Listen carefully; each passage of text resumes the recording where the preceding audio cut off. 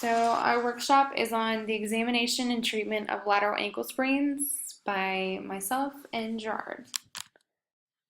So our objectives for this evening slash whenever you listen to this is we're going to talk about the anatomy of the ankle. We're going to talk about the signs and symptoms, how we examine for ankle sprains or our eval. We're going to talk about how we treat it via modalities and our rehab process. So our introduction slide, we're going to talk about how ankle sprains are the most common sports injury, accounting for 10 to 15% of sport-related injuries and are responsible for 7 to 10% of all emergency room visits. 1 in 10,000 ankle sprains happen a day. Women are more at risk than men, and approximately 20 to 40% of individuals who sustain an ankle sprain may develop chronic ankle instability. It's characterized by recurrent instability, mechanical laxity, functional instability, other kinematic changes, or balance deficits. Now we're going to show you a quick video. In this first half, down to 5 seconds. Durant moving on Green. Durant. Offensive foul. It's a charge, and he's hurt.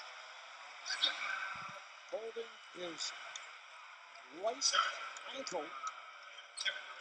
Watch his right ankle, and we're talking about Jamar Green here, who is not supposed to be able to stay, but right there, as you see, stepping on Spates' foot. Spates is in great position for that charge right there.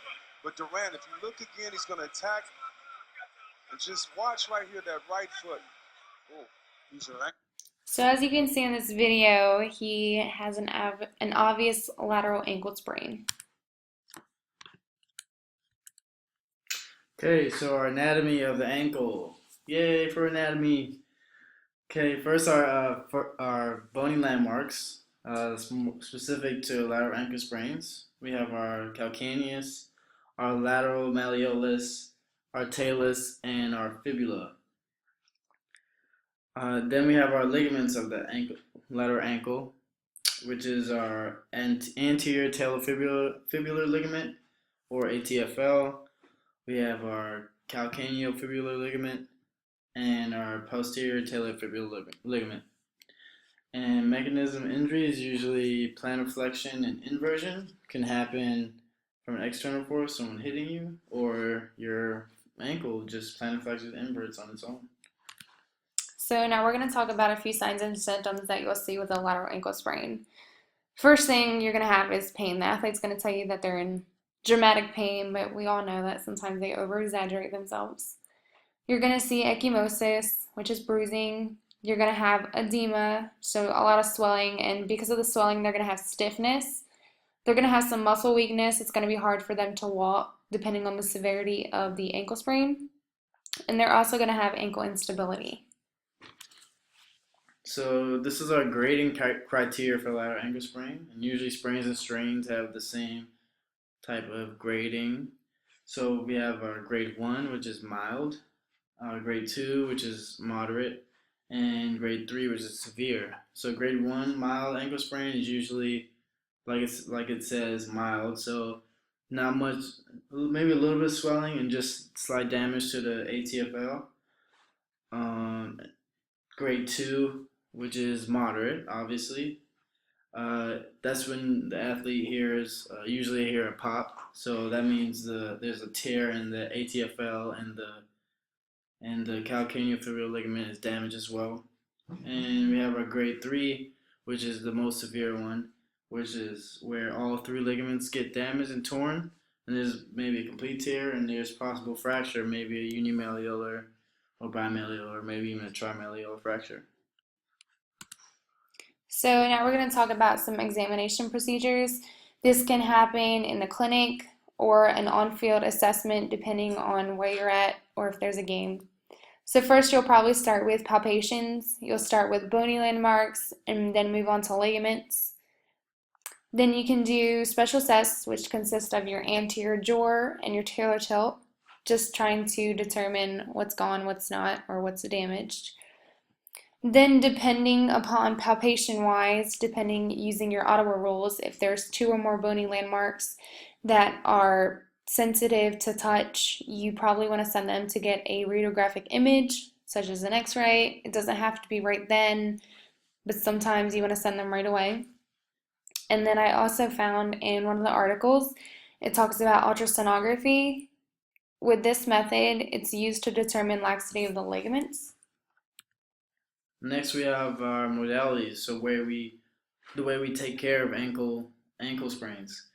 So we have taping, so closed basket weave, and the self-adhering donut pad with sock for compression. So this is just used for athletes who are trying to play on a ankle sprain to try to prevent them from further damage or just protect their ankle.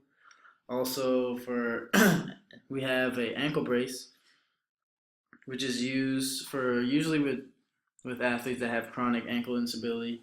Usually put them in an ankle brace. And then now we have crutches. So this is given to athletes that have had a severe ankle injury. So give them crutches because they can't really put weight on their ankle. And to treat pain and edema, we use ice and e-stim.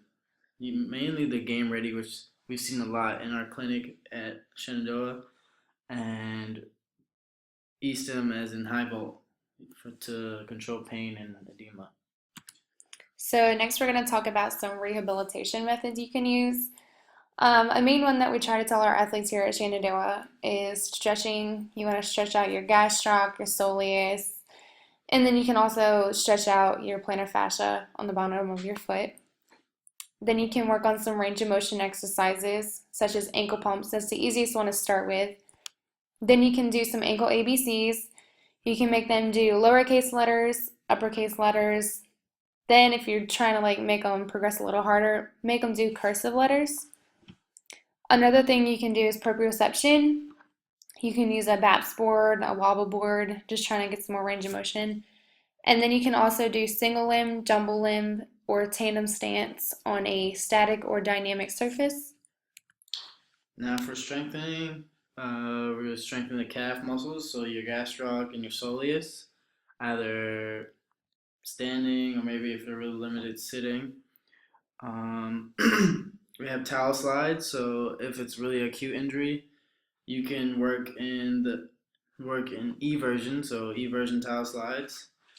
And once they progress in the healing process, you can start doing inversion towel slides.